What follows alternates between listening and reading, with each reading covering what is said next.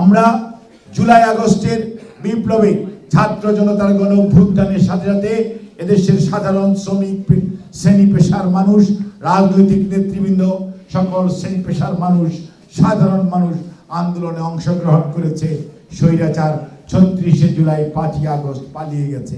কাজেই এই আন্দোলন সবার আন্দোলন, ছাত্র জনতার বৈষম্য বিরোধী আন্দোলন ছাত্রদের ছিল, সেটি পরে জনতার অংশগ্রহণে ছাত্র জনতার গণ অভ্যুত্থানের রূপ লাভ করেছে।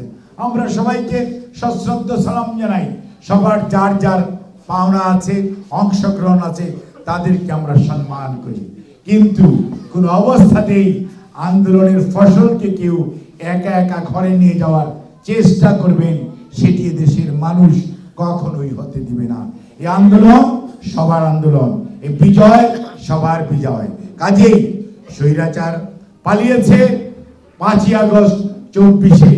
মনে রাখতে হবে, জনগণের অধিকার আদায় করার যে আন্দোলন চলছে গত 16 বৎসর যাবৎ, সেই অধিকার আদায় না হওয়া পর্যন্ত জনগণ কিন্তু তার আন্দোলন থামাবে না।